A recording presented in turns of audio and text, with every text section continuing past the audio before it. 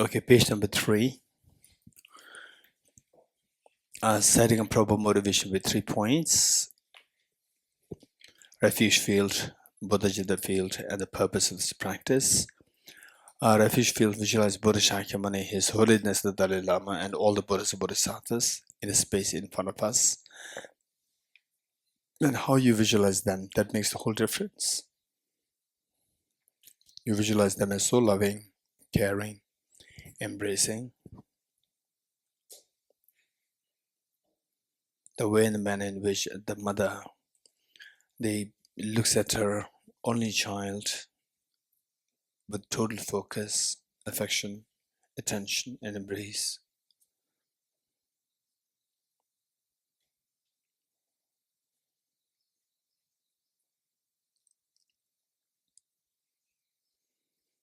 And Bodhiji the field, visualize your two kind parents and all of family members, including children and all other demon sentient beings, human beings, animals, insects, hungry ghosts, god and goddesses, spirits, Gandharvas,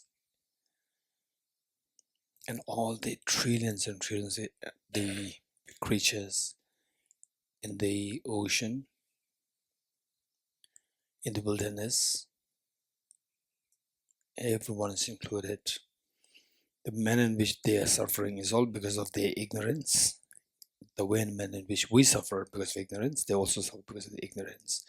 As a matter of time, it's like whose turn. Sometimes they take birth as human beings, we take birth as animals, such creatures in the oceans where the bigger ones eat you up, the smaller ones they eat you up.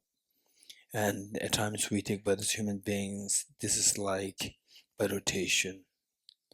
The wise people will think of how to get away from these miseries altogether. And one moment of such a misery is good enough to nullify all the past moments of wonders, merriments, festivities, birthday parties, celebrations, and so forth. And this is only possible where the wisdom of emptiness, in the first place, discover your potential, that you have the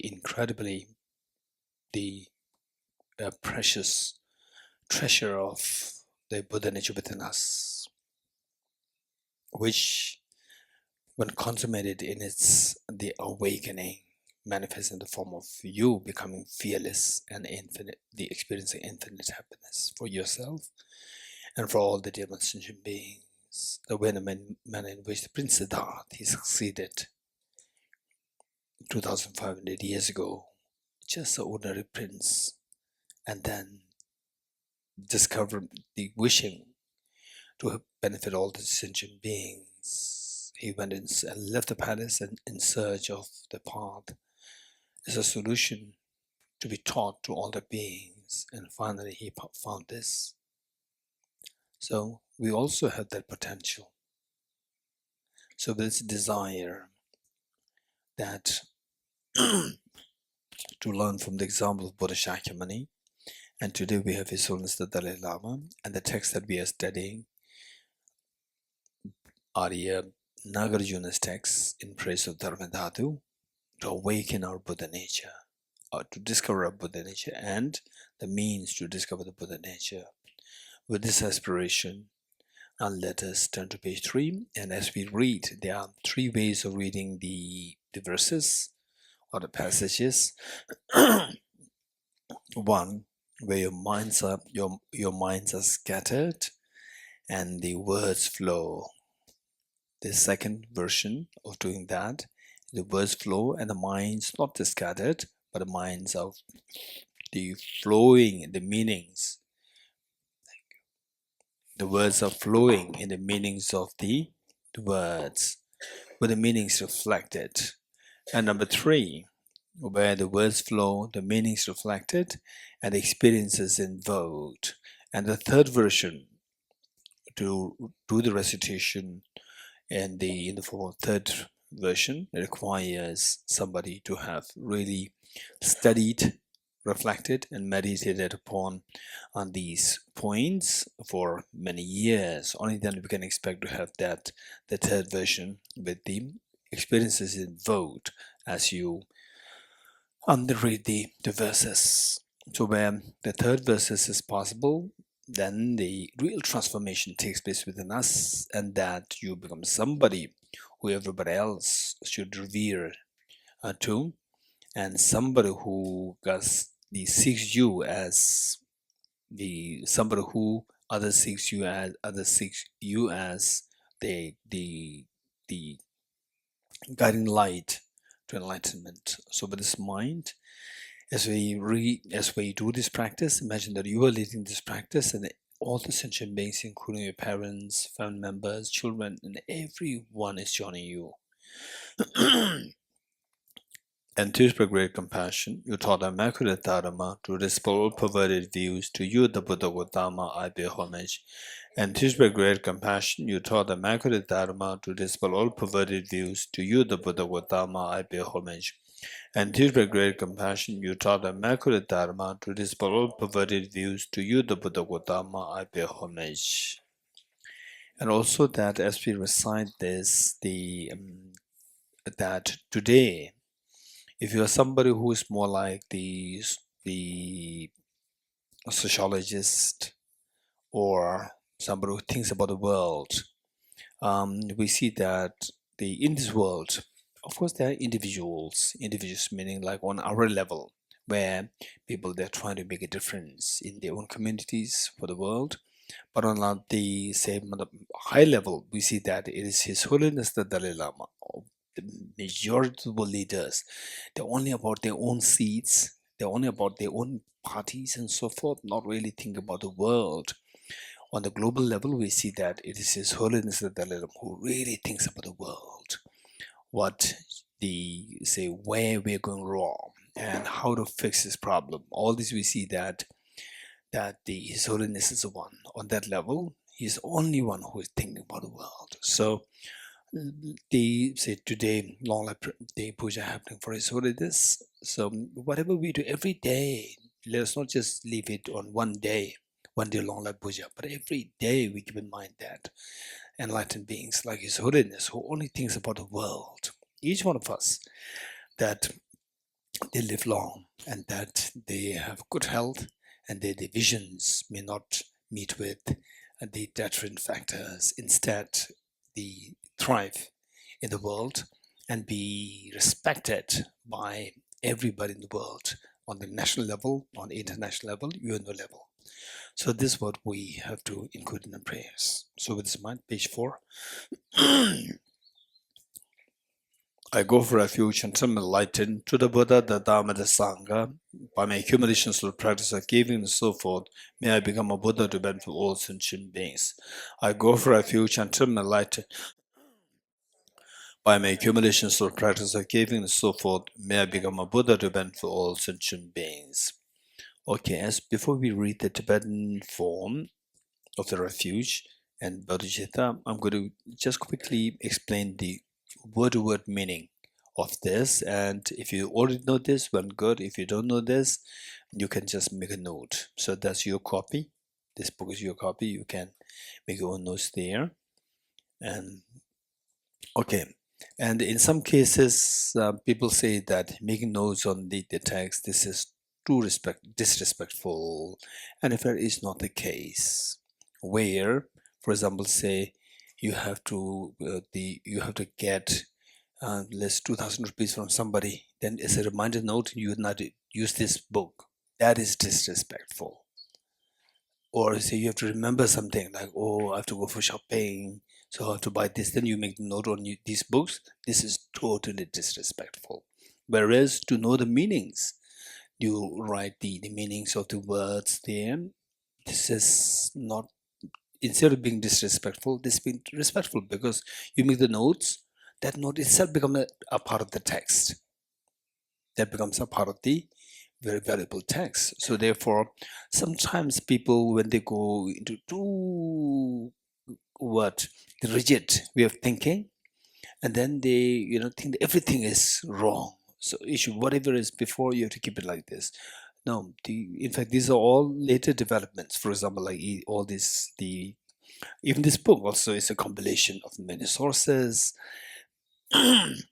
So you can make notes, but when you make notes, Of course, with you, even the handwriting, and be with the best of your writing out of respect. Okay. The first Sangye. Sangye is the Buddha. Sangye. Chu is Dharma. Tang is and. Buddha, Dharma, and. Tsok. Tsok is accumulation or assembly. Tsok. Ki is the linking word. A chok, supreme. Nam is these. La is do. So, to the Buddha, Dharma, and the assembly of the supreme of the assembly. Changchup. Changchup is enlightenment. Changchup is enlightenment. Pardu is until or till that point. Dak. Dak is I. Ni is a linking word. Gyapsuchi. Gyapsuchi is go for refuge. I go for refuge until I become enlightened. Dag, third line. Dag again is I. Ki is the linking word. Jin. Jin is generosity. Sok is etc. Kiba. Kiba is done or did. Tsok, accumulation. Nam is these. Ki is linking word. Dagi jinso kibe tsonam ki. By the accumulation of by the accumulation of these, by the accumulation of these generosity by me. Then last line, do. Do is the migrators or the sentient beings. Do. La is to. Pen.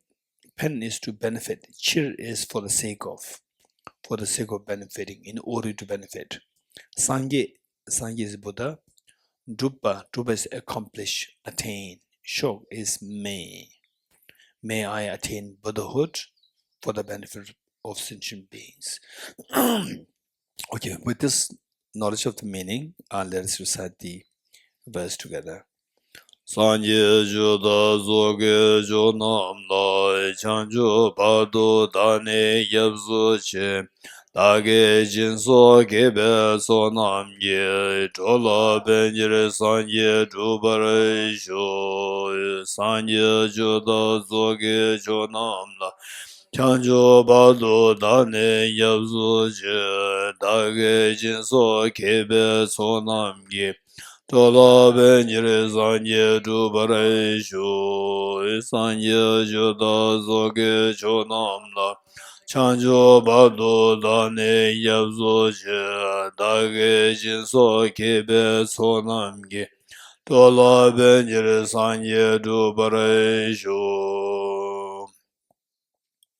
Next verse is the Praise to Buddha by Arya Nagarjuna. It is the most important text, referred to as the Mula Madhyamaka Karika, which is the fundamental wisdom of the middle way. And this explanation will we cannot do it now.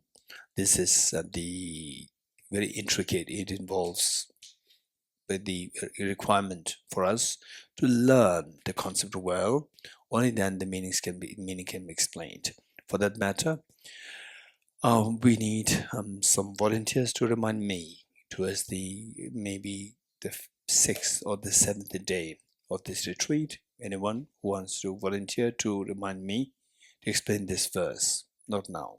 Anyone raise hands? Volunteer?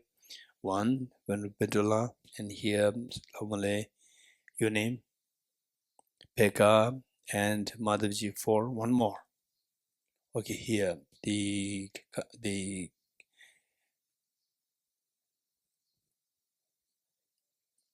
Baldanla, and your other name? Karen. Yeah, okay, Baldanla. So we have 5, and you know why okay, raise your hands. Well, all of the, look at them, who they are.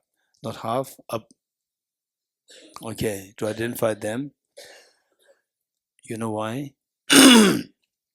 If I leave Thosamling without explaining this, I'm not responsible. These 5 people are responsible. They have to remind me. Okay, good. But we'll recite this now.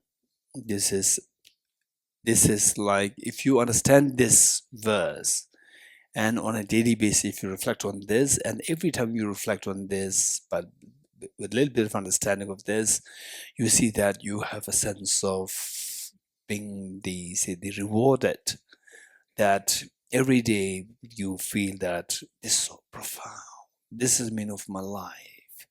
And you may see that there are so many, sophisticated, seemingly very sophisticated practice, but the real sophisticated practice, this is one. It doesn't have any specialized visualization, so forth. But if you get this, real liberation happens. Find the purpose is to be liberated from the fears of life. And not only, and then of course, when you reach to the higher level, not only liberation, but your mind expands to infinity, that you experience infinite happiness. So two purposes, fearlessness and infinite happiness. Fearlessness technically referred to as nirvana, and infinite happiness technically referred to as Buddhahood. These are the two goals, and this is the one, this text. So this text requires a lot of studies. To understand this, we require a lot of studies, reflection, meditation, and many other practices.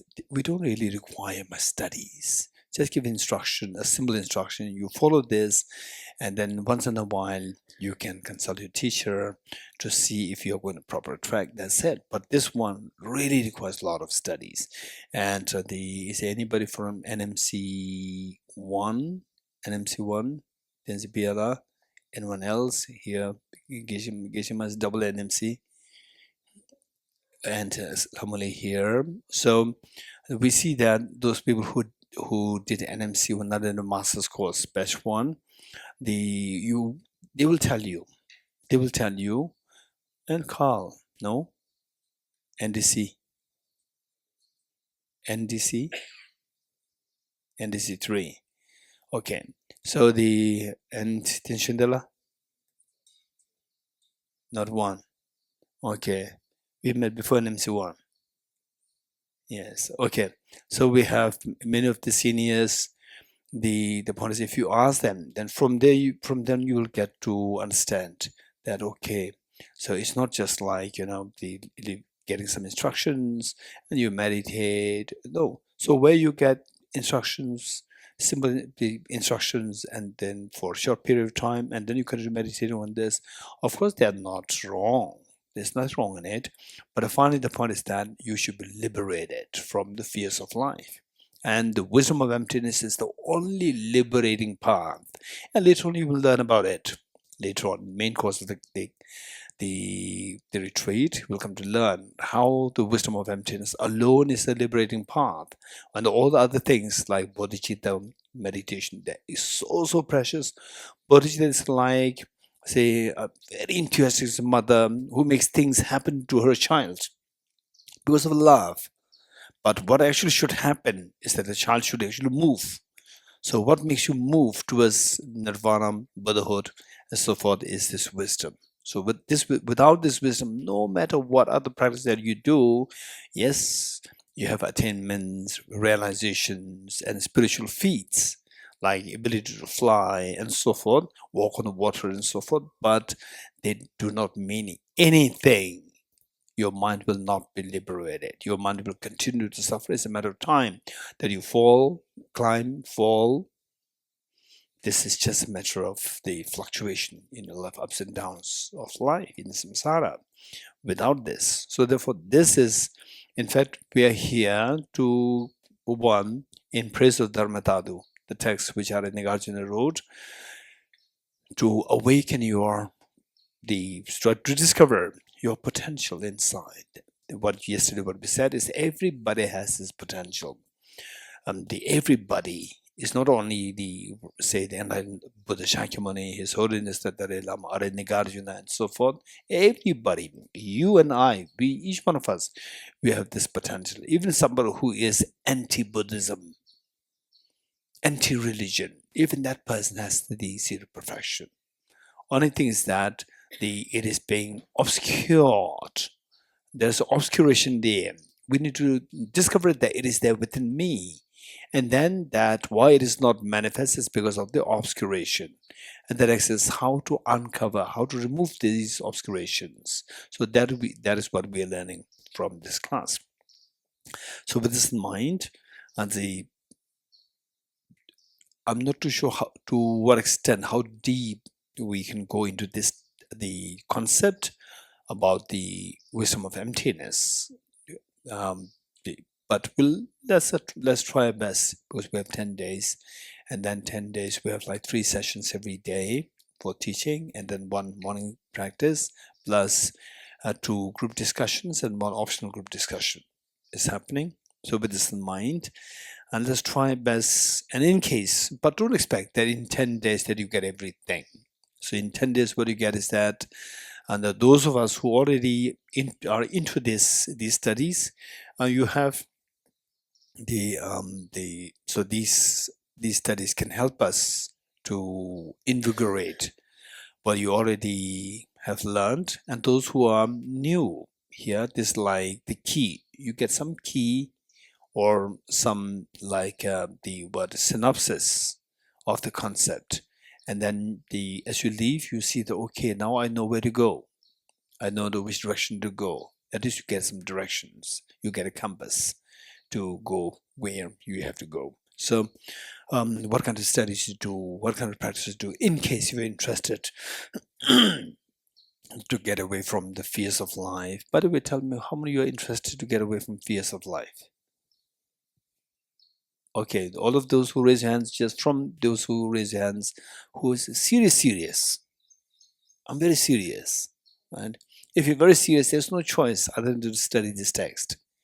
You have to study this text. You're getting it? Not only this text, but this concept. And then don't follow blindly. Don't think that, okay, he said it, so it must be true. No, study this, as I said earlier, and don't be somebody who absorbs things very quickly. In other words, don't accept things very easily. Don't reject things very easily. You're getting it?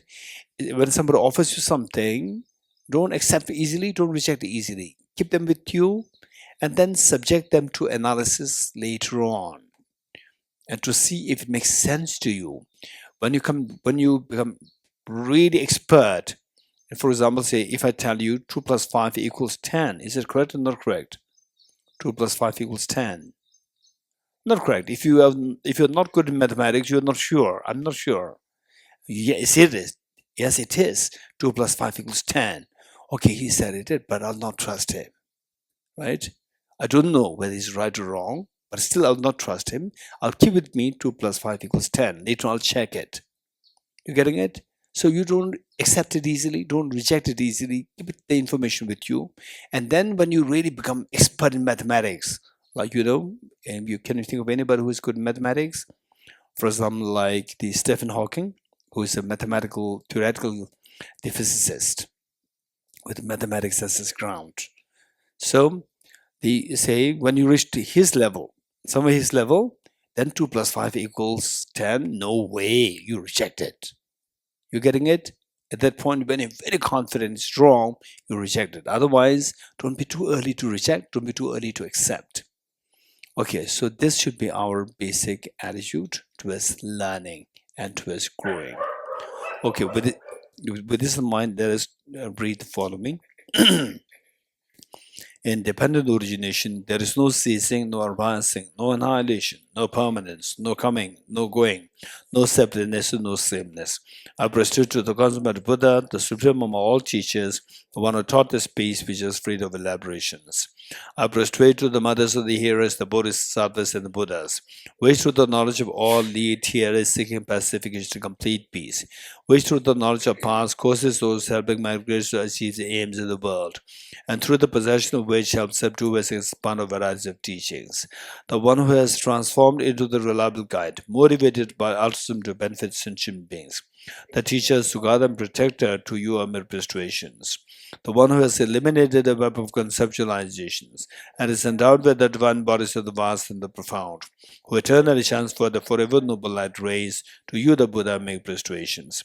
Inspired by wisdom and compassion, today in the Buddha's presence, I generate the mind of full awakening for the benefit of all sentient beings.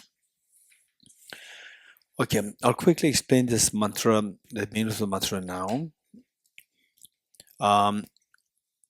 This mantra is extremely important, and of course, this mantra is what the Buddha taught on many occasions. And one time, the Buddha taught this in the heaven, the 33, the heaven known as the 33 heavens. So there, the Buddha taught this there, and the Aravarukiteshvara, the Bodhisattva of compassion, and in the congregation in the 33 heaven, in the congregation, Buddha Shakyamuni presided over the congregation, and then Aravalokiteshvara, he stood up and made prostration to the Buddha, and then on behalf of all the god and goddesses, he brought this attention to the attention of the Buddha, that all these god and goddesses, they came to pay respect to you and to learn from you, the Buddha. What's the problem?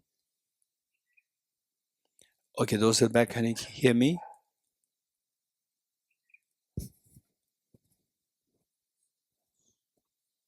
Huh?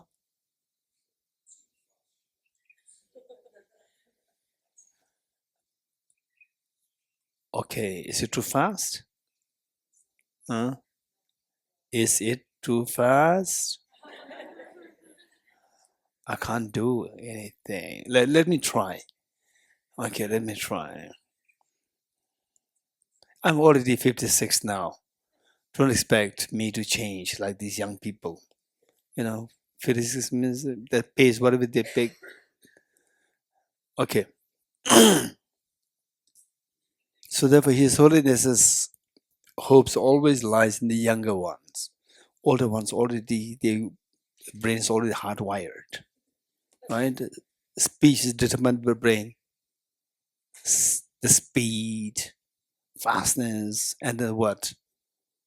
The rigor or slowness. Everything is determined by brain. And young people can change. Elder ones cannot change as much, like my age. I'll try. I will try. Okay. Okay. First, the syllable Om. Say with Om, without Om, both are fine. It's not necessary that it should be with the Om. Even without the Om is also fine. But the Om, this is extremely important a syllable in the context of Buddhism. And yes, this syllable Om is used by the various the Indian traditions like Samkhya, Vedanta, Mimamsaka, Nyaya, and Vaisheshik, and most likely Jainism also. Many of the Indian traditions, they use this syllable Om. The Buddhists also use the syllable Om. This syllable Om, we have to know the meaning. And the meanings may differ among these different traditions. And how that is understood in the Buddhist context, Om, the syllable is constituted of 3 letters. A, U, Ma. 3 letters. And that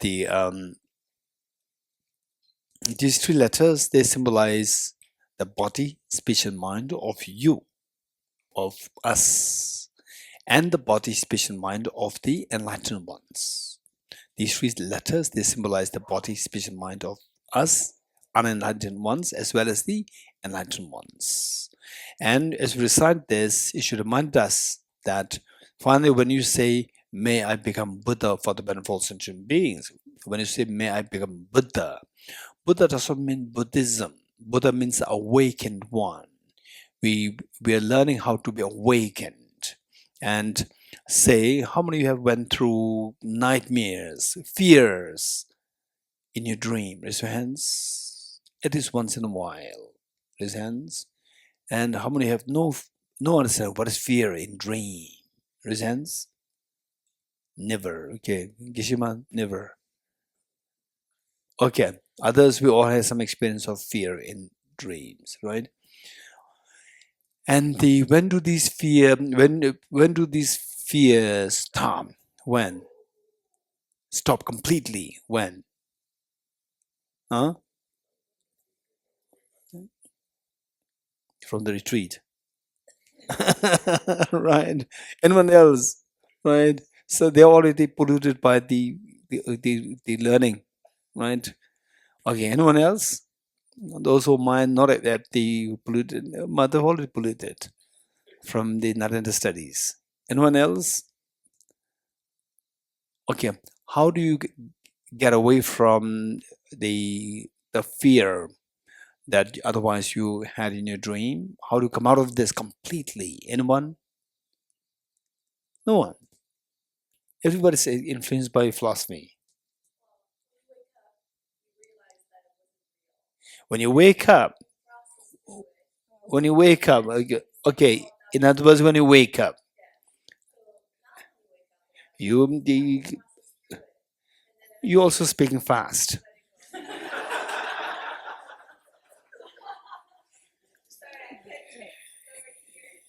You are speaking faster than me, in fact. Okay, so wake up. Simply put, wake up. Right? Waking up to discover that the dream is not real. So, likewise, we need to learn how to wake up from the sleep of ignorance so that all the fears created due to this ignorance will be removed. So, the purpose of our being here is to wake up, to see that whatever we are dreaming in the unconventional dream, this is all not real. So then you are free from the fear, the fear of samsara. So that's the whole point. So so this is the meaning of the waking up, awakening, both the Buddha. When you say man become Buddha, meaning that may I be awakened. Awakened so that I'll not be affected by the contents of the dream anymore. So with this in mind, the next question, with this Om, when we recite the Om, this should remind us that I should be awakened. My body should be awakened, meaning that my body, which has so much of the flaws, that become the enlightened body. My speech, again, which has so much of flaws, be transformed into the Buddha's speech. And my mind, which has so much of flaws, metal dirt, it should be transformed into the Buddha's mind of the omniscience. The true nature of the mind should manifest. It's not that somebody gives you the body, speech, mind, pure body, speech, and mind, that we already have it. We already have that within us. That is only mixed with the dirt, the gold mixed with the dirt. Then we don't see the gold. And ordinary people may dump the gold. But the gold experts will say that, no, don't dump this. There's a gold there. This very precious. Each one of us, our mind has a gold of the seed of perfection within us. So that needs to be awakened by removing the metal dirt. So how to remove the metal dirt? So for that, the following lines. Ye dharma hetu prabhava. Ye dharma, ye, these dharma phenomena. These phenomena that we experience, like the joys, the sadness, miseries, anger, greed, all these, they arise from their spiritual causes. Ye dharma, these phenomena, hetu, cause, hetu, cause, ye dharma hetu, prabhava, arise. These phenomena, the phenomena of the experiences that we have of the miseries, sadness, anger, and so forth, and realizations and so forth, they arise from their respective causes. They don't arise randomly. There's no room for randomness. So in quantum physics, there is the phenomenon known as randomness in quantum physics. But that randomness, which is accepted in quantum physics, and the randomness rejected in Buddhism, these two are very different. You're getting, it's the same label, but different meanings. the randomness. Okay, so with this in mind, in other words, in the Buddhist context, there's no room for randomness. For example, the debate between Albert Einstein and many of the quantum physicists like Niels Bohr, Heisenberg, and so forth, the major debate is on about randomness. When the quantum physicists, of course, Albert Einstein himself contributed greatly to a concept of quantum physics, but then this concept of randomness, Albert Einstein was totally against. So what he said is that this world should not be working. It's not operating on the basis of the randomness. It's operating on the basis of the fixed physical law of cause and effect. The physical law of cause and effect, there's no room for randomness, is what he said. In other words, there was a huge debate. So therefore, the common expression which he coined, that the God does not play dice. You getting it? The God does not play dice, meaning that there's no room for randomness. So dice means what? Playing dice is what? They're throwing the dice, and what number comes, we're not sure. Is random. So the Albert Einstein said that God doesn't play dice. He doesn't mean that God is actually there. What he's saying is that there's no room for randomness. It's another way of saying there's no room for randomness. Okay. So the Buddha Shakyamuni is saying that all what we experience, happiness, misery, sadness, depression, and everything is determined by our own previous causes. There's no random experiences happening. So, e dharma hetu prabhava. The next line, hetum tesham tathagato hyavatat. Hetum, plural form of the cause. Plural form of cause, hetum. Tesham, these causes, particularly these causes, miseries, which we shun, these causes, the Tathagato, the one who has gone to the ultimate, the one who has gone to the thusness, referring to the Buddha. When you say Buddha, it is not only Buddha Shakyamuni. The Buddhas, there are thousands and thousands, innumerable Buddhas who became enlightened before Buddha Shakyamuni and after Buddha Shakyamuni. For example, like in Tibet, the great teachers like Jesus Milarepa, the Guru Baba, then the Lama Tsongkhapa, they all became enlightened after Buddha Shakyamuni. So all the enlightened beings, they realize, or they actually see what the causes of these miseries are. The hetum tesham tathagato hyavatat. Hyavatat is taught.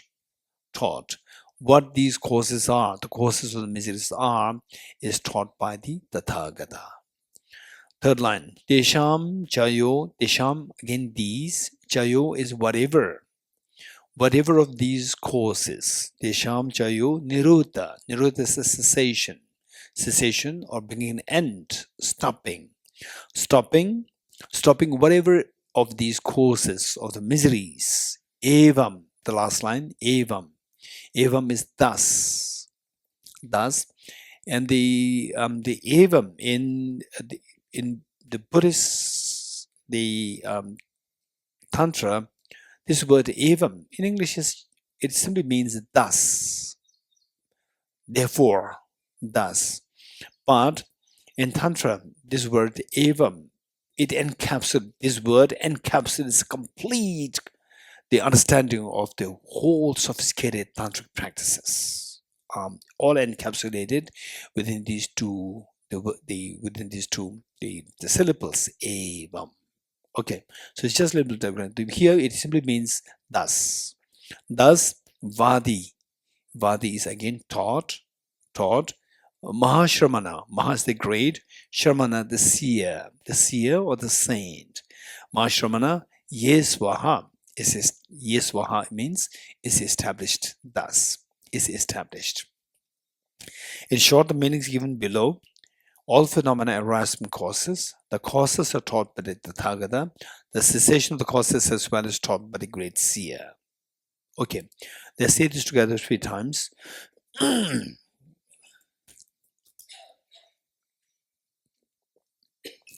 And as we recite this, at the moment, most of us who are new to this, we just try to identify the meanings, and that will be good enough. Later on, As we recite this mantra, this should be like the mirror for each one of us.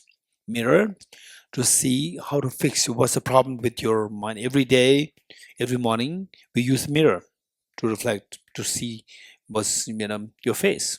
So this mantra should serve as a mirror for us to see our mind, and where the mind goes wrong, and how to fix this mind, and how to fix it. It has to be fixed on various levels, which we'll learn. Of course, we have to learn all these things. Without learning, there's no way, there's no shortcut for for fixing your mind. So this is how we have to use it. And then once you know the Dharma in a complete form, and then as you recite this one verse, one time reciting the verse, you see the impact in your mind will be way stronger. So after knowing the meaning, so with this mind, let's recite this 3 times together. Om ye dharma hetu prabhavam hetum tesham dathagato yavatat tesham chayo nirodha evam vati mahashramanaye swaha. Om ye dharma hetu prabhavam hetum tesham dathagato yavatat tesham chayo nirodha evam vati mahashramanaye swaha. Om ye dharma hetu prabhavam hetum tesham dathagato yavatat tesham chayo nirodha evam vati mahashramanaye swaha. Meaning of the mantra: all phenomena arise from causes. The causes are taught by the Tathagata. The cessation causes as well as taught by the great seer. Profound, peaceful, elaboration-free, clear-line and non-composite. Such is the nectar of Dharma I've discovered, finding no one to fathom this teaching in silence out of the woods. So now from this verse we see that this is what the Buddha taught, that the Buddha after becoming enlightened in Bodh Gaya. How many been to Bodh Gaya? Raise hands. And how many have never been there? Raise hands. Okay, if you've never been there, I would say that yes, particularly after learning about Buddhism, learning the concepts, particularly the cognitive, the aspect of the philosophy. If you learn these things and then also appreciate the effective quality of the practice, like compassion and so forth, on a basis of understanding they say unraveling the cognitive understanding of the philosophy, and once you get a little bit of understanding, and then you start appreciating this is so precious. In fact, for the narrative courses, these subjects, the courses, Tibet House, we offer these courses, and I come across many people who took the course and said that how come that I came in contact with this incredibly precious teachings of the Buddha only late in my life.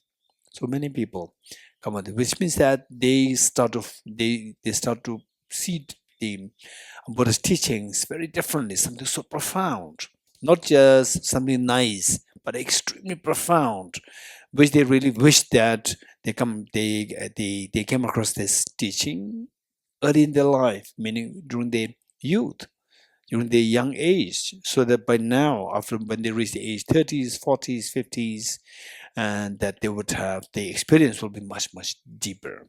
But it's never late. The people who come in contact with the Buddha's teachings. And then if you go to Bodh Gaya, you will see that it's going to be a very different place. You see the weight, the gravity, and the sanctity of this place there. Way just more than somebody going there. Oh, it looks so spiritual. It's going to be way richer in your, say, the experience of being there. So the Bodh Gaya, why this place is very special is because that the Buddha, the Prince Siddhartha, became enlightened under the Bodhi tree there in that place. Having attained the enlightenment, and the Buddha remained silent for 49 days, no teachings given. And the Indra and Brahma, both the kings of the god and goddesses, they, through their clairvoyance, when they sense that Prince Siddhartha on the planet Earth, he already attained Buddhahood, but still he's not giving any teachings. And the whole purpose for somebody to become enlightened is to guide others. But now, having attained enlightenment, he's not guiding others, he's just remaining silent in meditation. So, the two kings of the god and goddesses, Indra and Brahma, they descended. They landed on planet Earth, went towards the Buddha Shakyamuni under the Bodhi tree, then they prostrated to the Buddha and made the request, please don't remain silent, please turn the wheel of the Dharma. Then the Buddha uttered this verse, profound, peaceful elaboration, clear light, non-composite. Such a nectar-like Dharma is what I've discovered. Finding no one who can fathom this teaching, in silence I'll return to woods. So, said that the wisdom that I've discovered, the path that I've discovered is so profound that I don't see anybody who is who has a capacity to understand this. So better it is for me to retire into the woods, into the forest, rather than just struggling to teach. Then Indra and Brahma, they made more prostrations to Buddha, made more requests to the Buddha, please don't remain like this. And the Brahma offered the wheel of life, the wheel of Dharma, and Indra offered the conch, symbolic of them requesting the Buddha, please blow the conch of the Dharma, that be heard, the wisdom of the Dharma be heard by all the beings, that they will learn how to get away from wake up from the state of ignorance, and then turn the wheel of the Dharma. As a gesture of that, Brahma offered the wheel of the Dharma to the Buddha, indicating or gesturing that please don't remain silent, turn the wheel of the Dharma, that the beings can be liberated from samsara. So with this in mind, then the Buddha they turned towards Varanasi, Sarnath, and then finally, the first thing that the Buddha did was that he had two teachers. The first one was the Acharya Alarakalam, and the second one was Acharya Udrega, the two teachers. And both of them, they have already, in terms of the single point of meditation, they already reached extremely high level. The one, later on you will learn about the various levels you would call as the jhanas. Jhanas are the meditative levels. So there, the first teacher, Acharya Alarakalam, he reached the second highest level, and the Acharya Utrega, the second teacher, reached the highest level within the jhana meditative state. So with this in mind, then the Buddha having attained, learned from these two teachers how to meditate, and having attained the same spiritual realizations as the two teachers, then the Buddha asked for more teachings, and both the teachers, one by one, said that you already got everything, so there's nothing more to be attained. You attained everything. And the Buddha responded by saying that, but still I came here to learn how to liberate the beings. Still, I'm yet to get the solution to liberate the beings. So he left, and then he said for 6 years of the practice of austerity, And then finally, he discovered the wisdom of emptiness, which I said is the only liberating path. And he found that, and he practiced it. And then the in the 6th year, then he attained full awakening. So this is how we are being benefited. All what we are learning all came from this Prince Siddhartha 2,500 years ago. And the continuously, since then, continuously people, extremely intelligent people like Arya Nagarjuna, Arya Sangha, Bodhisattva Arya Deva, Acharya Chandrakirti, Bodhisattva Chandradeva, Bodhisattva, the Chandrakshita, Acharya Kamalashil, Lama Silingba from Indonesia, and then the Lama Adishadebangari Shirigyan, all these, and today His Holiness the Dalai Lama, all these enlightened beings, they are the product of this teaching which this Prince Siddhartha they discovered and taught to the world. Okay, so this line, this verse is what the Buddha indicated when he became enlightened and he was not giving any teachings. And then finally he went to Sarnath, discovering that both his teachers, he wanted to actually share this nectar of the wisdom with his 2 teachers first. But he came to know that both the teachers passed away by then. Within 6 years' time, both the teachers passed away. So he went to Sarnath, and then the first 5 human disciples were trained by the Buddha. And yeah, this is the verse. So we'll say this once more together. Profound, peaceful, elaboration-free, clear line and non-composite. Such is the nectar like Dharma I've discovered. Finding no one to fathom this teaching, in silence I'll return to woods. Beyond utterance, thought, and expression is the perfection of wisdom, which is unborn, unsees, and has the nature of space. It is the object of apprehension of self-realized wisdom. To you, the mother of the Buddhas of the 3 times appear obeisance. The 4 seeds of the Buddha's teachings. All composite things are impermanent. All contaminated things are nature of suffering. All phenomena are the nature of emptiness and selflessness.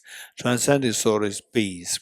The Guru is the Buddha, the Guru is the Dharma, likewise the Guru is the Sangha. The Guru is the source of everything wholesome. I go for refuge in the Guru. By the sound of the vibrant drum of Dharma, you liberate all beings of miseries. I beseech you to kindly remain and give teachings until the end of the expanse of billions of eons. The Buddha does not watch the negativities of beings, nor does he remove their miseries by his hands. His spiritual realization is not transferred with them. It is by teaching the truth of suchness that the beings are liberated. With folded hands, I beseech the Buddhas of all directions to chant the loudest Dharma for all bewildered miseries gloom. Instructions on parting from the 4 attachments. If you're attached to this life, you're not a spiritual practitioner. If you're attached to samsara, you have no renunciation. If you're attached to your own self-interest, you have no bodhicitta. If there is grasping, you do not have the view. Page 14.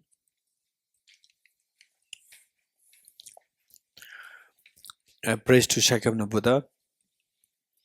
When we recite this praise, what is expected is that the number one, what is not expected, then what is expected. What is not expected is that we are not expected to read this and then praise the Buddha Shakyamuni, and the Buddha is so happy that people are praising me, and then he will give you blessings.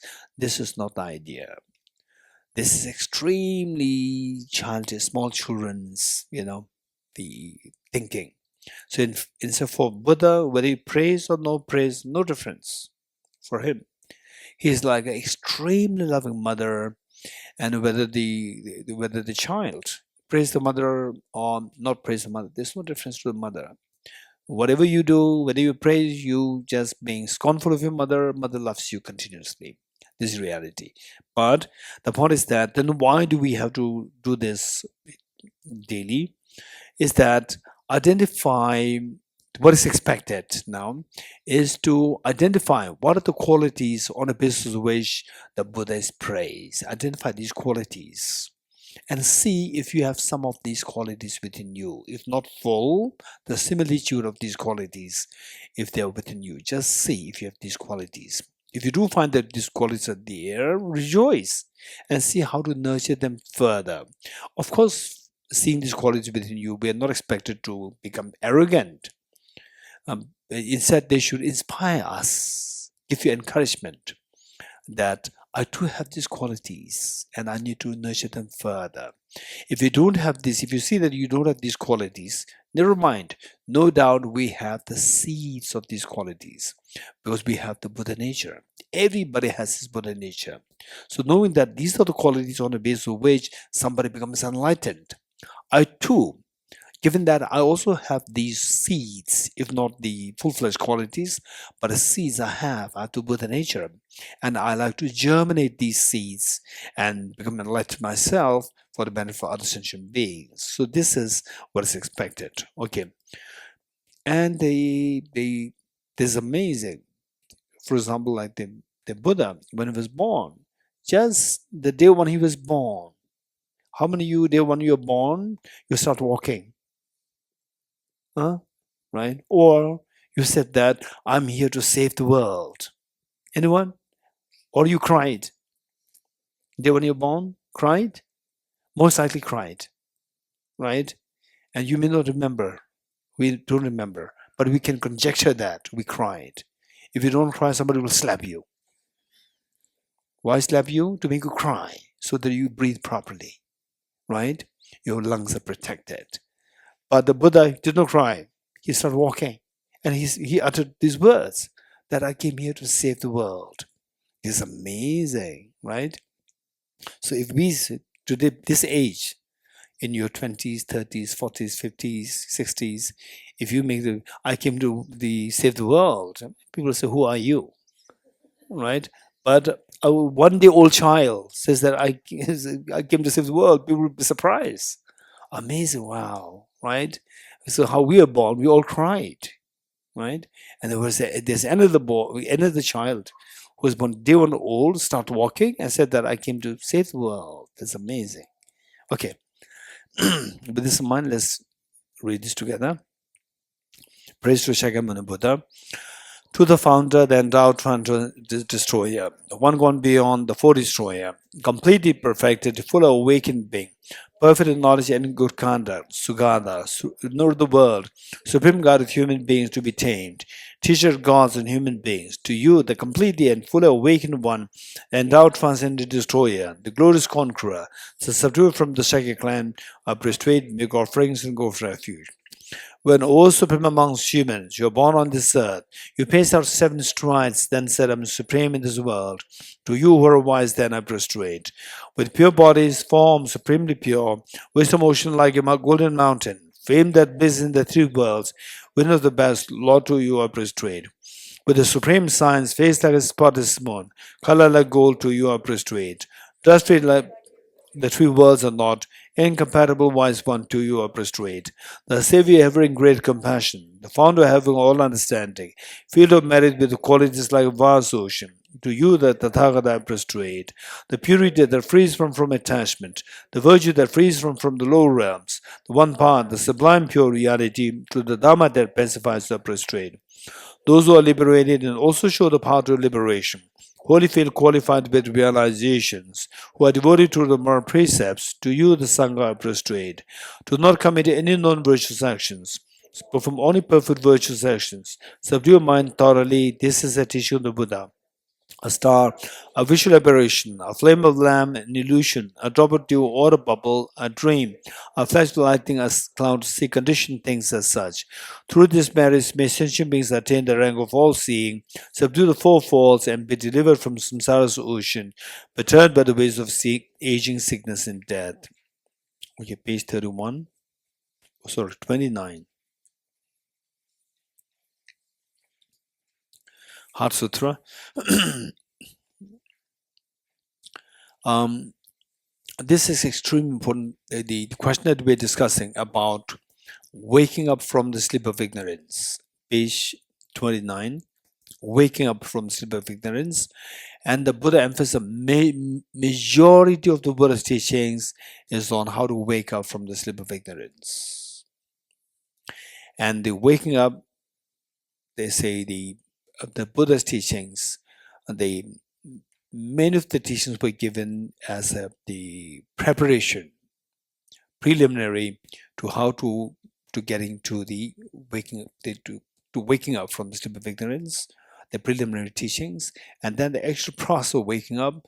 The Buddha taught innumerable teachings on this, how to wake up from different angles, because that this is the most difficult part, waking up. Once you wake up, then your misery stops, and your mind starts to expand in infinity to experience infinite happiness. So, and the also this very short text, and yet this is the quintessence, the essence of all the numerous teachings the Buddha gave on how to wake up from the sleep of ignorance. And so, as we read this, we should not miss to remember 3 points. One, of course, with the background information, where in the Vulture's Peak. How many been to Vulture's Peak? Rajgir, Vulture's Peak, okay, Chagupumburi, and how many of you not been there? Presents. Okay, that'll be good. In fact, say we learn all these things, and then once you appreciate the depth of these teachings, and you feel something there, you see that this is the purpose of my life. And to be very honest, it doesn't mean that I'm anywhere close to any of the realizations, but at least when I was small, like age 16, 17, 18, 19, I was extremely fond of physics and mathematics. Mathematics, I enjoy, the mathematics since I was age 7, 8. From there, I was doing good mathematics, and the physics was introduced as a separate subject when we were in class, like age 16, 15, 16. And then I started to like physics a lot. So physics and mathematics, these were the two major subjects which I really liked. And so sometimes just I share, to make the audience meaning the students who take part in these classes, I just share my part of my life. And then there was one science teacher. When I said that if I'm not into Buddhism, then today I may be a small physicist. And then so this science teacher later on, he said, Geshe, we are so lucky that you are not a physicist today.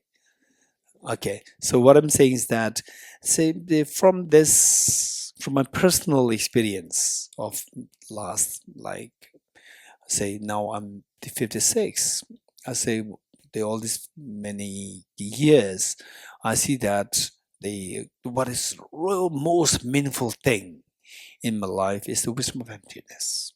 It's the most meaningful thing. And in ways that if you can really imbibe this, of course, it takes a lot of time to really appreciate the depth of this. And once you start appreciating this, it's so profound that you see that in this life, this is of the greatest meaning. Nothing else. For example, Tantra and all these things, they are like additional facets. This should be the main body of your practice. Without this, anything doesn't make any sense. Like Tantra and all these things, I received so many teachings on Tantra, but they do not make any sense without the wisdom of emptiness. So this is the main thing which I really profoundly appreciate. And then you will get even the feeling that if you continue with this practice, study deeper, practice this, then the real liberation is possible. Buddha is possible. You will get this kind of conviction, number one. The number two thing which I profoundly admire is the practice of the bodhicitta. This is the most beautiful mind. So the wisdom of emptiness is not a beautiful mind. It's a very fearless mind. Wisdom of emptiness is a fearless mind. You just get a feel of this. You could feel that, okay, if I go deeper into this, it'll give me fearlessness. It'll really free me from the fears of life. Bodhicitta, it'll not give you fearlessness. It'll give you fearlessness in a different form, like a fearless mother for the child, not for herself. When it comes to a child, then the mother becomes fearless because of the love to protect the child. So that makes the mother fearless. Not because that the mother has confidence, I can conquer the others. Knowing that you cannot conquer others, still she is fearless to protect the child out of love. But the wisdom of emptiness is the one which has the confidence that I can conquer the world. I can conquer all what is otherwise a deterrent factor for the joy and happiness. So the bodhicitta, the beautiful mind, the universal compassion of bodhicitta, this is the one which is extremely appealing, so appealing. It's like this for a small child to see the mother after all these many months and years, a small little girl, little boy, then seeing the mother after all these many months, he or she will be extremely joyful. So that is what will be given to you by the bodhicitta, universal compassion bodhicitta, the soul, the most beautiful mind in this universe. So these are two things in my life. If somebody tells me that, they say that you choose just from your life, take two things: physics, mathematics, bodhicitta, wisdom, emptiness. From there, you can take only two things to the next life. I was, I don't want physics. I only want these two things: bodhicitta, wisdom, emptiness. This for sure. So each one of us, we learn these things, then we'll see that you can actually experience these two are the values. With this in mind, with this little bit of appreciation, then if you go to Bodh Gaya, if you go to Vulture's Peak to see this, you will see that wow, it is a very different feeling for you. The purpose of going there is going to be very different. So oftentimes, even say some of the relatives, very close relatives, when they go to Bodh Gaya for pilgrimage, and they are in rush, they rush, and there's a very different way of doing this, going for pilgrimage. Some of us from the Root Institute retreats, raise hands. Those who Root Institute retreat, where we went to both the pilgrimage. So there is very different in ways that how without doing these things, and you go there, oh, you just oh mani pemo, and then you see there sometimes selfie, it doesn't make any sense. And so hurry. Oh, so that in 3 days I'm able to cover this. What is this? The purpose is defeated. Is that this is not how much you have, how many places you will visit in a short span of time. This is not pilgrimage. Pilgrimage is that the creating the environment to awaken the seed of the Buddha nature, seed of compassion, seed of the wisdom, the way and the manner in which this enlightened being, Buddha Shakyamuni, awakened the seed of compassion and wisdom in these places. So, creating the environment. Well, how are you creating the environment? You're in rush going there, and sometimes, oh, am I? What? Then you feel tired, exhausted, not getting food, and cursing the other person. Those who are with you, they're being a little late, and driver is being not nice to you, right? And then, hey, what? I've been waiting for you, and then why I paid you, right? Is this pilgrimage? Oh. Say, even my relatives, I cannot tell them that this is not how you should do the pilgrimage. There's a different way of doing it. You have to learn all these things, at least learn something. With this mind, then you go there, take your time, and generate this bodhicitta, which the Buddha Shakyamuni generated there. So this is the pilgrimage where somebody who made this place as sacred. How this person made this place sacred is by generating incredibly refined mental thought process of bodhicitta wisdom, and try to emulate this teacher. You stay, they go to this place like Vulture's Peak, where the Buddha taught the Heart Sutra. So what was Heart Sutra? Just reflect on Heart Sutra, recite Heart Sutra, reflect on meanings to mimic this experience of the wisdom, waking up from sleep of ignorance. That is a real pilgrimage. Because it does not mean that you have to count, okay, now I have done this, within short span of time. That's not the meaning of pilgrimage. Okay, so with this in mind, the background information that we need to know about Heart Sutra is Then the vultures speak, the Buddha Shakyamuni presides over the gathering, and then the disciples were there with Avalokiteshvara, Shariputra there, and then all the monks, nuns, the bodhisattvas, the lay devotees, everyone was there. And then the Buddha went into deep meditative experience of the ultimate reality. And when you become a Buddha, when anybody becomes a Buddha, that you get access to all the phenomena, particularly you will learn about the two truths. You get direct access to the two truths simultaneously. That you are immersed in the meditative experience of the ultimate reality, ultimate truth, but you also get direct access to the conventional truth, both.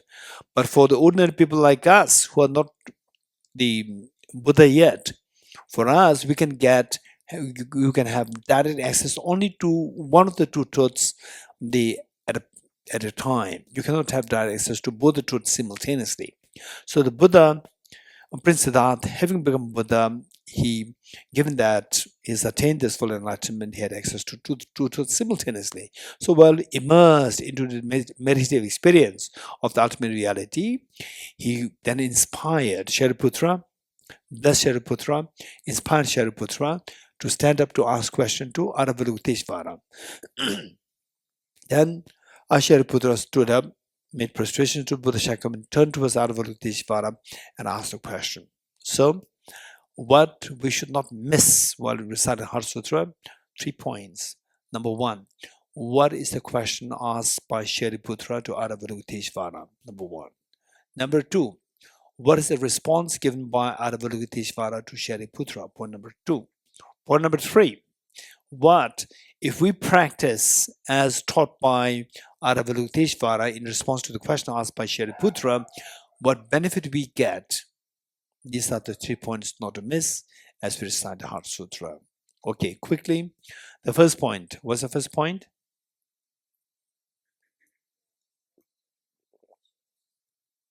Bhumika? Why or what? What? Okay. Why is very scary? Why did you ask this question? Right? So what is the question asked by Shariputra to Avalokiteshvara? So the question asks is, how should the child of a lineage practice the perfection of wisdom? How should the child of the lineage practice the perfection of wisdom? And many of the translators, they translate this as, how should the son of the lineage practice perfection of wisdom? This is a wrong translation. You're getting it? It should not be, how should the son of the lineage? The girls are not to be excluded. It should include both, because the translators, many of these translators, they are not, most likely they are not native Tibetans. Number 1, if they are native Tibetans, their learning is meager, their learning is not vast. So this is a problem. So the Tibetan word is pu. Pu does not necessarily mean boys, does not necessarily mean men or boys or sons. Pu is a common name for the boys and girls, common label for the boys and girls. It is pu po. Po is a male. Pu po means male person. Pu is more like a person, male person. Pu mo, female person. Pu po, pu mo. So pu, often in a vernacular level, the pu is used for the boys. But in the strict sense, pu is a common word for both, common label for both. So therefore it should be translated as child rather than as sons. So therefore, in future, if you do find such a translation, how should the son of the lineage practice the professional wisdom? You confidently say that this is wrong translation. You're getting it? This is very important for us to know, because for Buddha, he sees everybody has a seat of perfection, not only the boys, not only the boys, or everyone. The Buddha has seen this, the seat of perfection within everyone, whether you are boy, girl, or third gender, whatever, everybody has a seed of perfection. Everyone, none excluded. So with this in mind, so this is how we have fixed the translation. How should the child of a lineage practice the professional wisdom? So what is meant by the lineage here?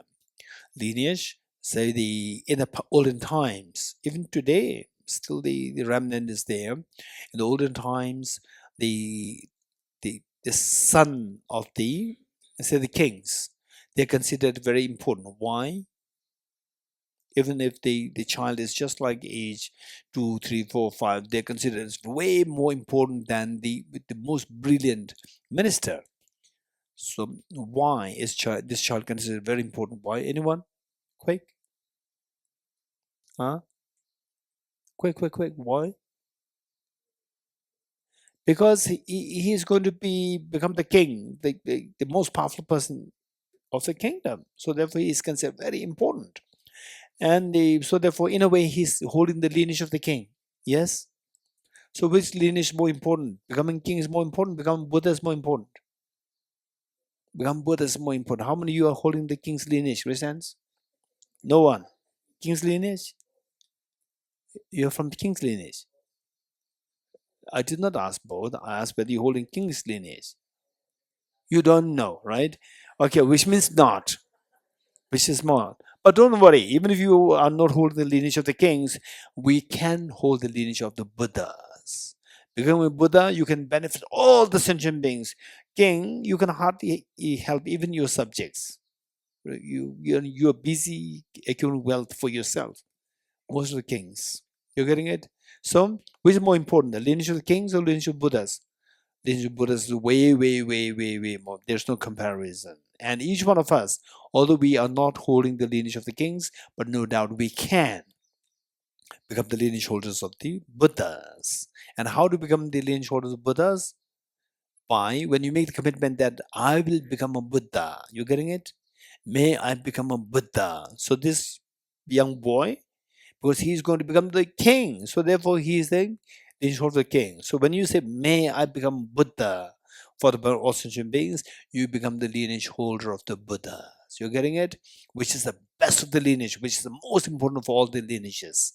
This is what we can do. So now, when you say that I'm going to become the lineage holder of the Buddhas, I'm going to become Buddha for the benefit of all sentient beings, you have to do something.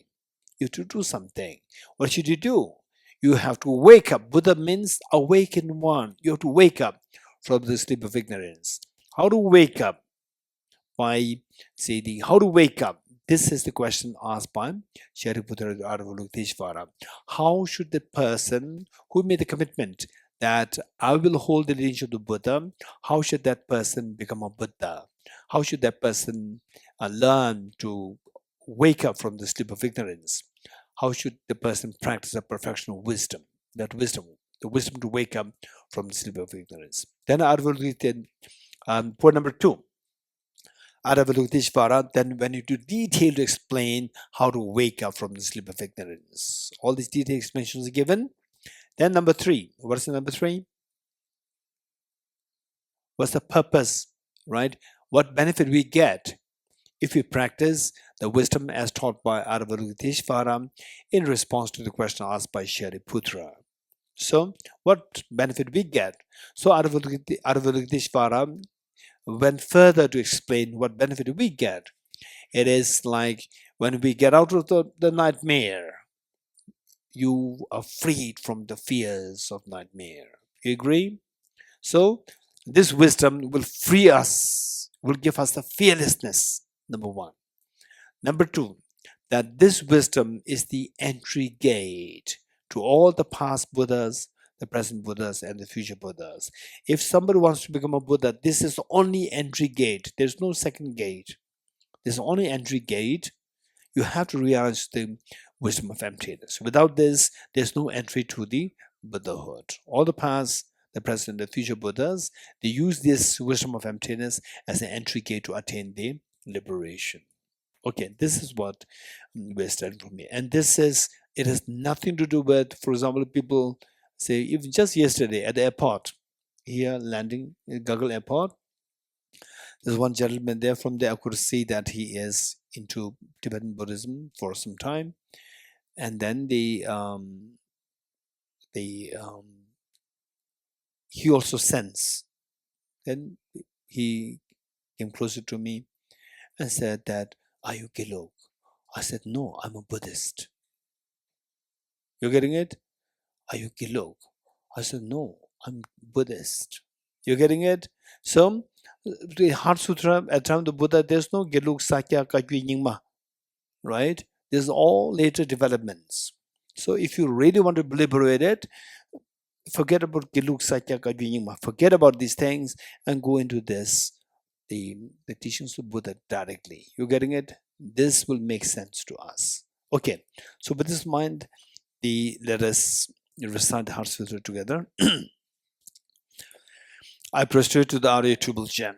On Thursday day at one time, the Buddha was dwelling on Mass of Vultures mountain in Rajgriha, together with a great community of monks and a great community of bodhisattvas. At that time, the Buddha was absorbed in the concentration on the categories of phenomena called profound illumination.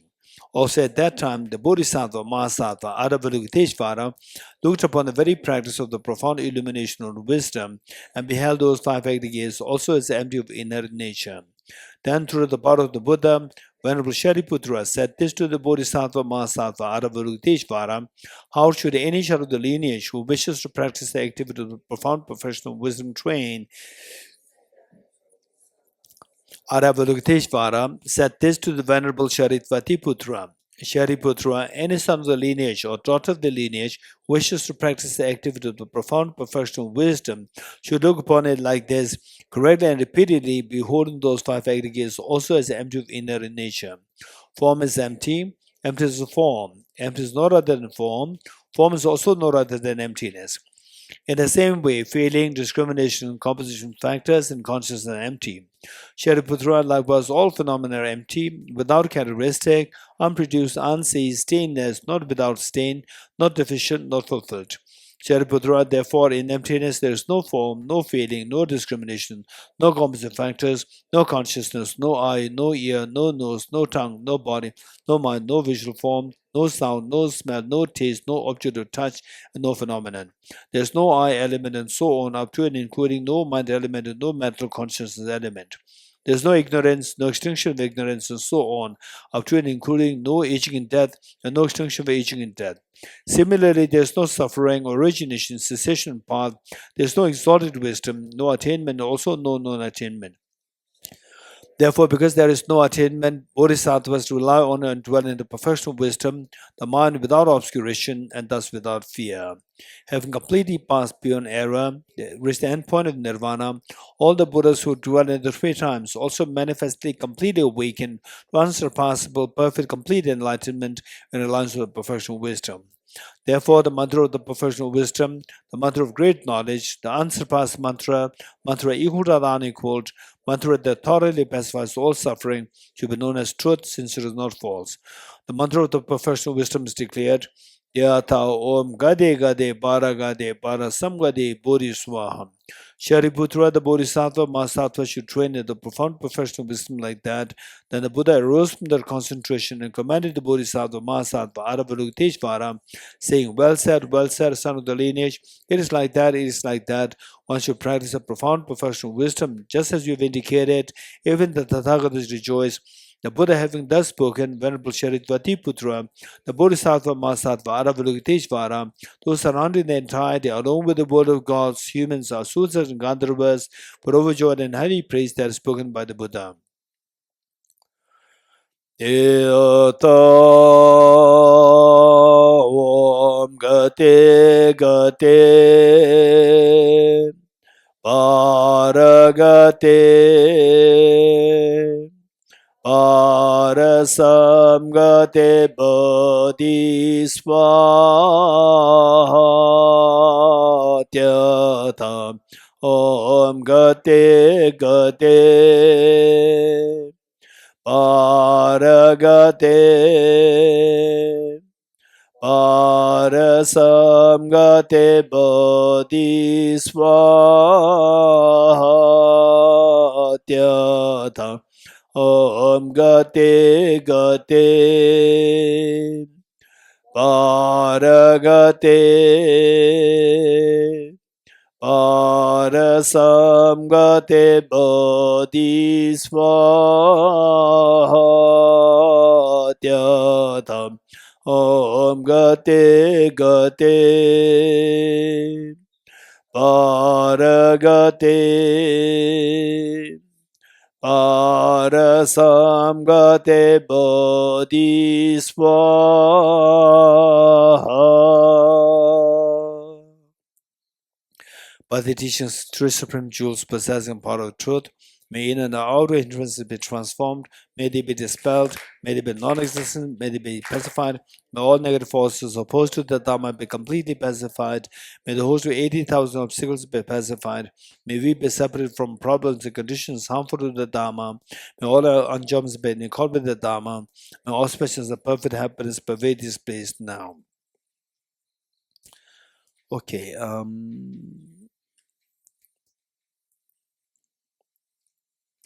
we will read from page 42, the foundation of all good qualities. The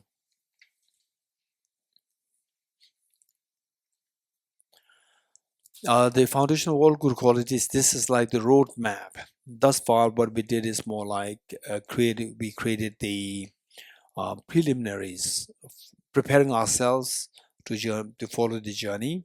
Now, what is this journey? Journey of awakening your mind or awakening the seed of perfection within you. What is that journey?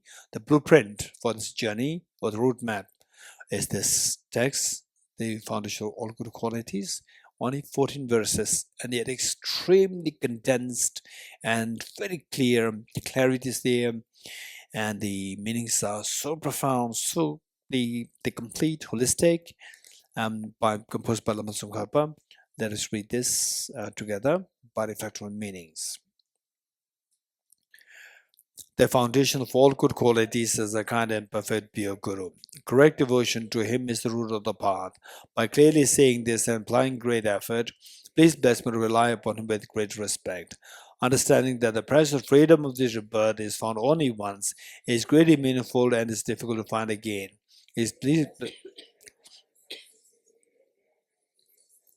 This life is as impermanent as a water bubble. Remember how quickly decays and death comes.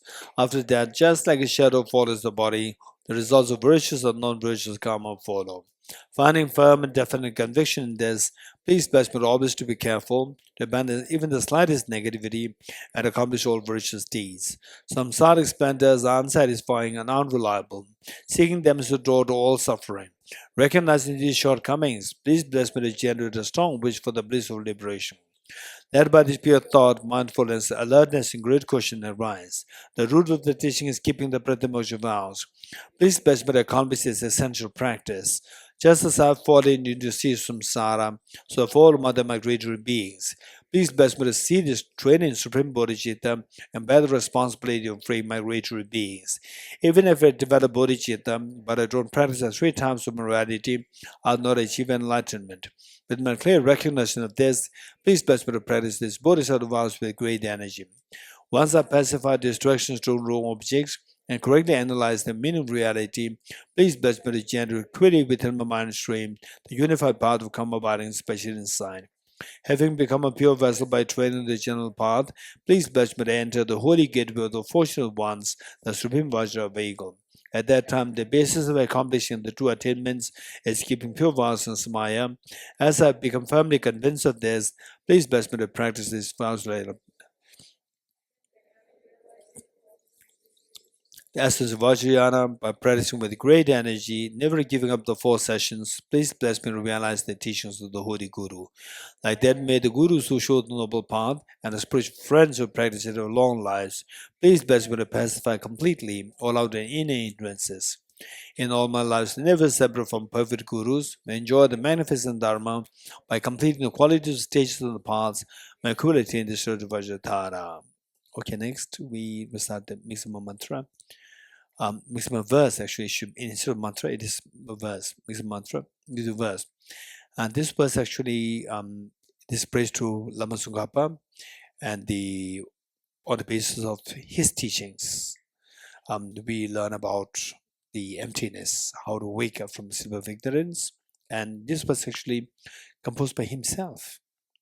And it's very strange. He composed it not for himself, he composed it for his own teacher, Venerable the Geshe Dorji Damdul, his own teacher, Geshe Dorji Damdul. He composed this and they passed it to his teacher, and the teacher read it, and the contents of this verse is he equated his teacher with the three perfect qualities of the Buddha: perfect love, perfect knowledge, and the perfect power. And these three qualities of the Buddhas manifest in the form of three bodhisattvas. The bodhisattva of compassion, Avalokiteshvara, which is on the right side here of the Buddha. What is that? Right side? Left side. And then the wisdom, which is here on the right side of Manjushri, and then the power out of Vajrapani. So he equated his teacher, Geshe Dorji Damdul, with these three, the enlightened, the qualities of the Buddha. And Geshe Dorji Damdul, the teacher, he erased his own name. He erased his name and replaced it with the name of his own student, Lama Tsongkhapa, and then it was given back to him. And this was so widely being read, practiced in whole of Tibet. So we'll say this first in English and then followed by saying this in Tibetan. When I say this in Tibetan, we chant it. When we chant it, when just say it without the chant, we can recite we can say all the 5 lines. When we chant it to accommodate the what do you call it? To accommodate the chant, we skip the 3rd line. There's no other reason other than just to accommodate the recitation. Okay, we'll say this in English first. You are Avalokiteshvara, great treasure of non-referential compassion, and Manjushri, master of Lord's wisdom, as well as Vajrapani, destroyer of hosts of demons without exception. Tsongkhapa, crown jewel of the sage of the land of the snows, Thosamling by your feet and make prostrations. Me se me te je re se te me ken be wam bo jam be yam kanje kebe tso ge tso kaba lo sa ta be shab lo so ba de me ze be te je re se te me ken be wam bo jam be yam kanje kebe tso ge tso kaba lo sa ta be shab lo so ba de me ze be de je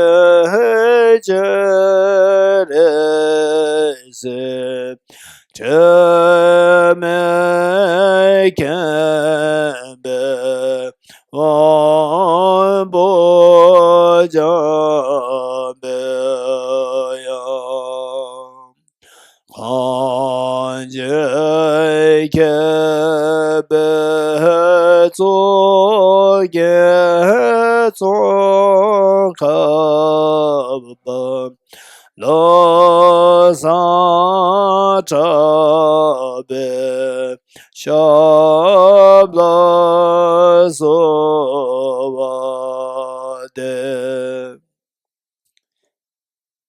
2 times or 3 times? Okay, so next we will do a single point of meditation for 5 minutes, and for this, since that they seem to be like few newcomers, we have to learn how to do the meditation, single point of meditation. Meditation, there are 2 kinds. One is analytical meditation, and the other one is single point of meditation. Analytical meditation, also known as the especially insight meditation, and single point of meditation, also known as shamatha meditation. So here we're going to learn how to do this single point of meditation. Okay. For this, I'll explain it today, and then from tomorrow, once in a while, I may remind you for fine-tuning.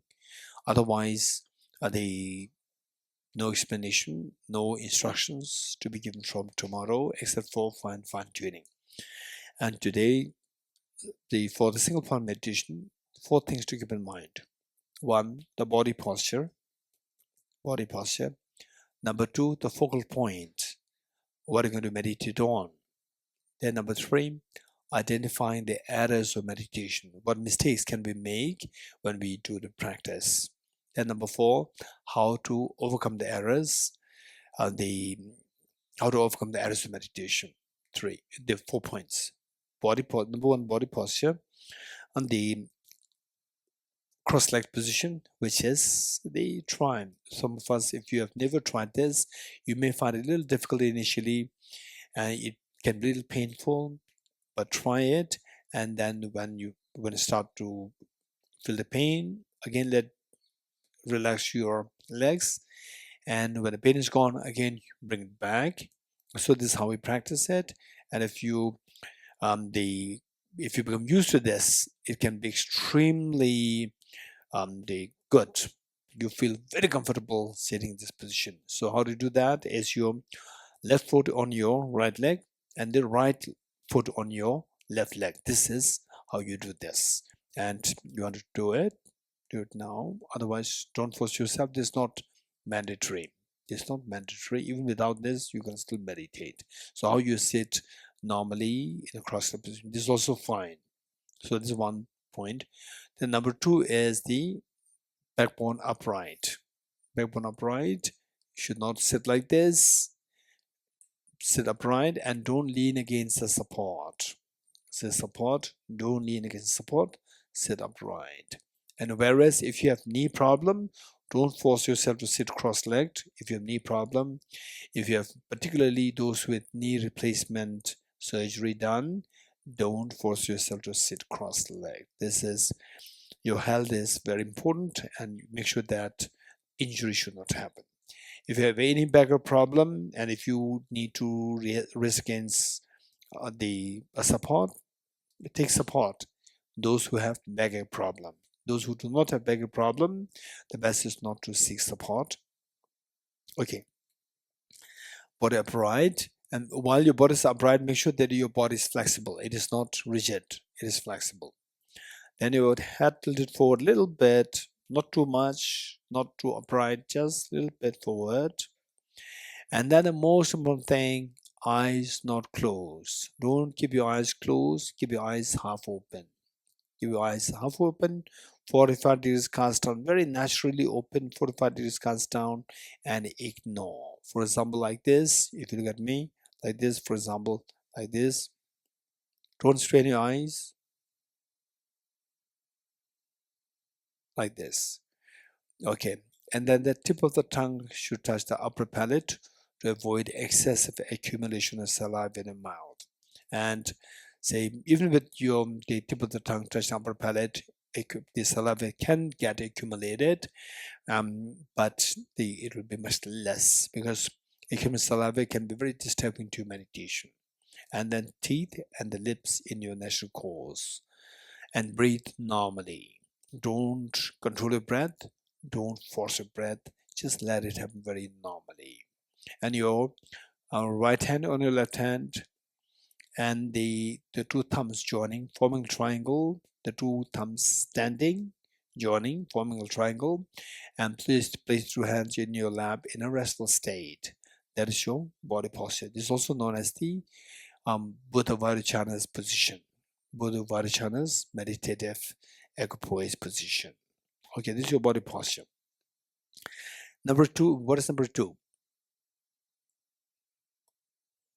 Focal point.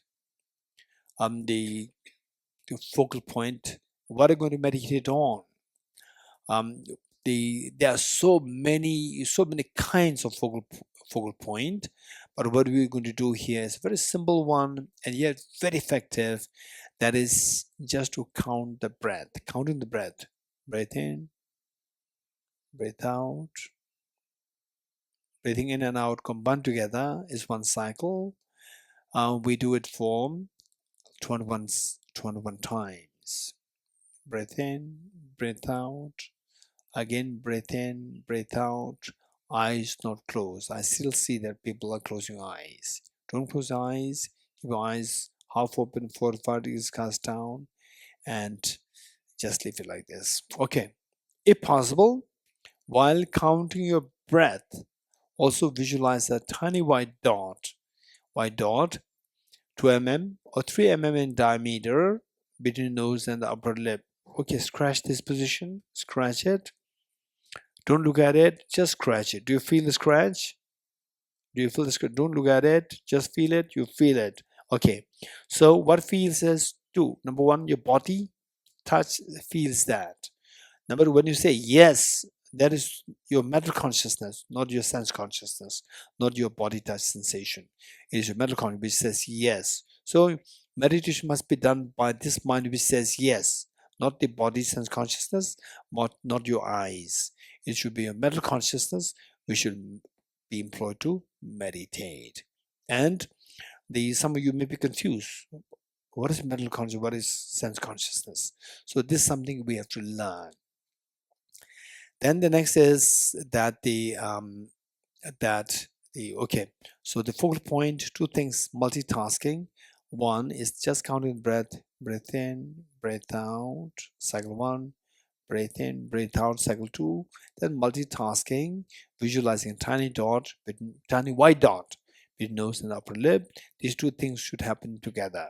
And yes, some of you may have questions, but those who have already learned about Buddhist philosophy, Buddhist psychology before, and you may have questions that how can there be two minds focusing on the two objects?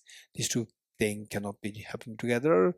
So this is, some of you may have this question. If you don't have this question, well and good. If you still have the question, we can address it later, not now. But this is possible. We can do it. Try.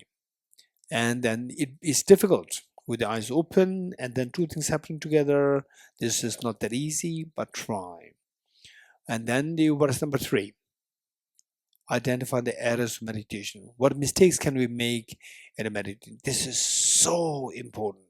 Oftentimes, people, they say that I meditate for like half an hour, 1 hour every day, but they are totally oblivious, totally unaware of point number three and point number four. What mistakes can we make in the meditation? But they're totally unaware of this. They've never learned about this. They said, how do you learn meditation? I learned it from YouTube. This is a disaster. So make sure that you learn this very properly.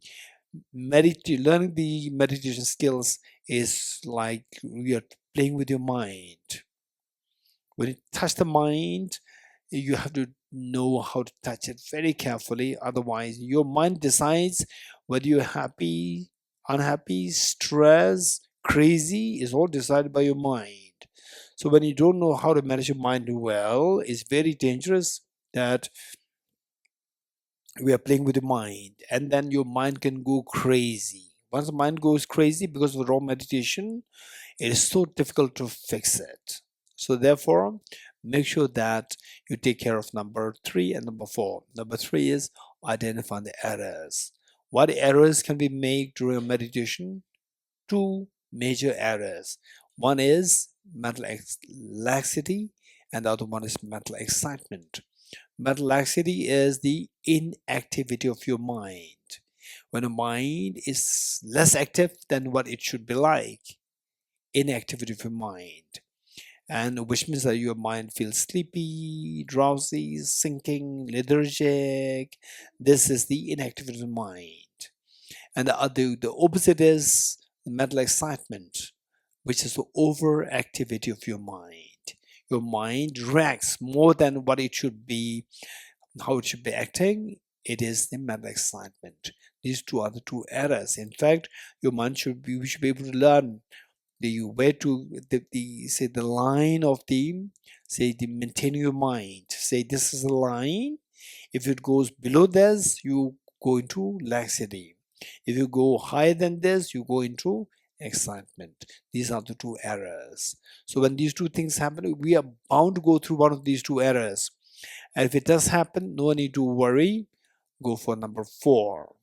So some people in the meditation, they feel little, they feel a little low, meaning that your mind goes a little lower than the what is intended level of the activity of mind. It goes a little lower, and then your mind just, you feel that your mind is sinking a little bit, and then it is also little pleasant. You don't like to get up from this, and then you feel a little drowsy, sleepy. Still go like this. This is not a good thing for meditation.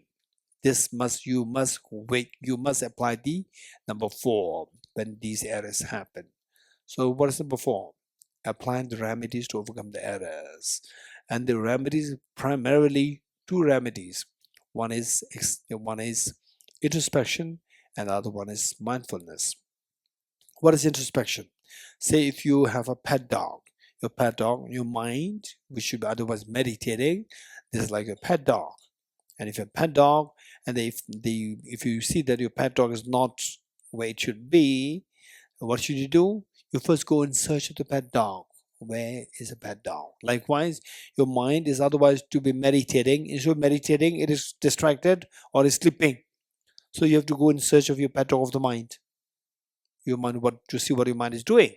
So that part of the mind which investigate or which is vigilant of what your mind is doing, that is known as introspection. It is like the spy. The work of the spy is not to execute anything. It's just to see what your mind is doing. Once your introspection sees, or once your introspection notices that your mind is distracted somewhere else, or your mind is in a lax state, then you have to apply the mindfulness introspection. You have to pass information that you are not meditating, your mind is distracted, your mind is in a lax state. This information must be passed down to the mindfulness. What is the job of the mindfulness? Your mindfulness is like the rope.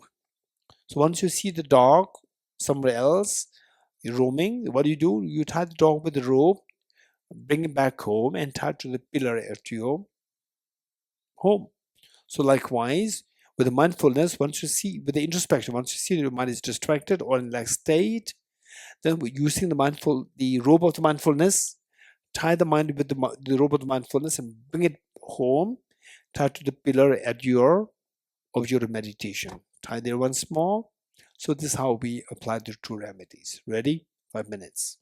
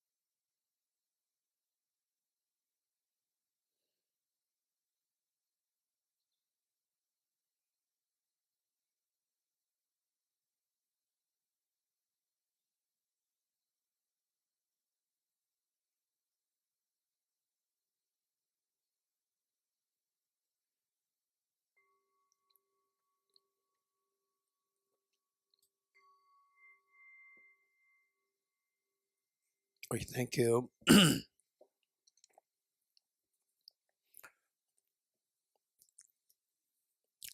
When we do a meditation on our own, particularly the people who are new to meditation, what we suggest, as I said earlier, 21 cycles rather than 5 minutes.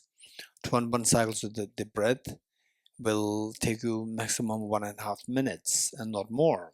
And 21 cycles, and keep a short break of like 10 seconds, 15 seconds, and without getting up, then you can do the next 21 cycles. You can do like 3 times in the morning and 3 times in the evening. This is what you can do.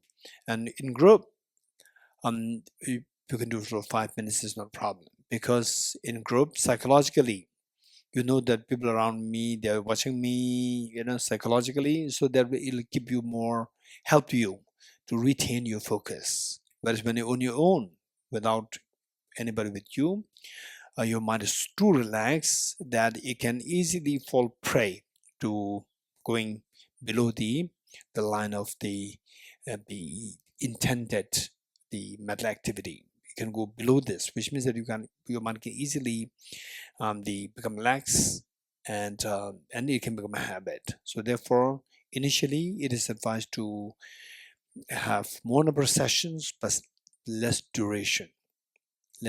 Shorter duration, more number of sessions initially. Later on, when you really become good in meditation, meaning like tournament cycles, without any the errors happening, no laxity, no excitement, continuously able to sustain this meditation, quality meditation, for about like 2 weeks. Then you can prolong it to 5 minutes. And then again, make sure that, because the longer the duration, the more likelihood that the errors can kick in. So even if you succeed in this like 5 minutes, still try to build the stability of this, make sure the stability is gained with the span of like another 1 or 2 weeks. And then when you really succeed in this, without mental scattering, without mental laxity, if you succeed in this for like 5 minutes within the span of like 2 weeks time, then you can extend it to 10 minutes. So this, you gradually build up the duration of your meditation while not compromising with the quality of the meditation. Okay, this is how we do. Okay, so with this in mind, now let us turn to page 50, the Purja verses, and then we'll stop here.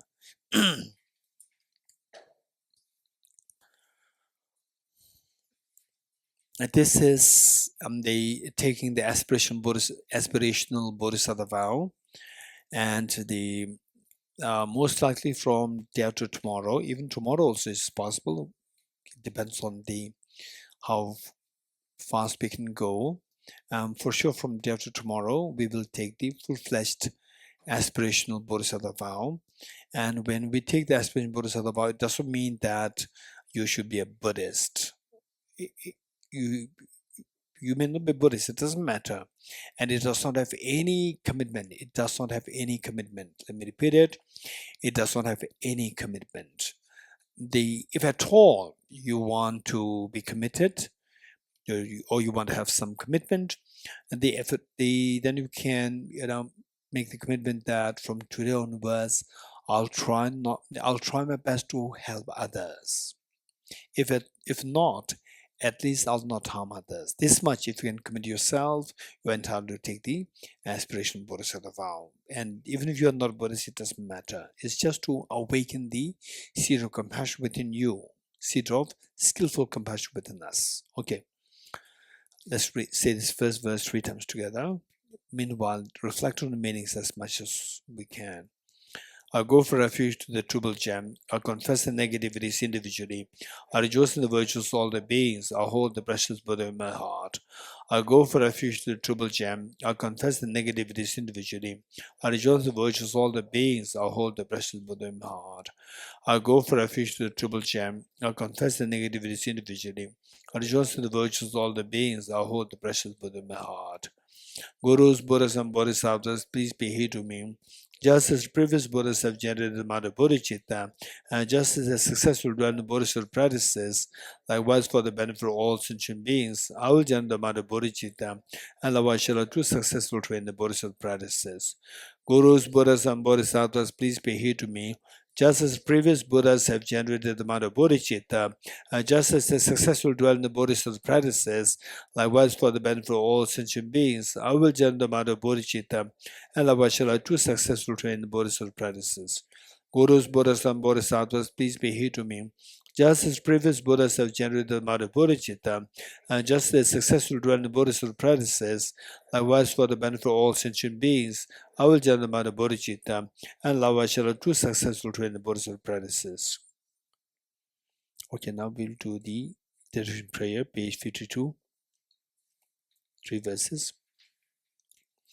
Our dedicated marriage thus gathered towards the realization that Jesus in the prayers of the Buddhas and the Bodhisattvas of 3 times, and to the upholding of the doctrine of scripture and insight, may in all lives through the force of this merit, never separate from the 4 wheels of the mind or vehicle, and accomplish all the stages of the path, renunciation, bodhicitta, perfect in the 2 stages. From my 2 collections, vast the space that I have amassed from working with effort in this practice for a great length of time, may I become the chief leading Buddha for all those whose minds is planted by ignorance. Yata Om Gate Gate Paragate Parasamgate Bodhiswatyatha Om Gate Gate Paragate Parasamgate Bodhiswatyatha Om Gate Gate Paragate Parasamgate Bodhiswatyatha Om Gate Gate Paragate Parasamgate Bodhiswaha.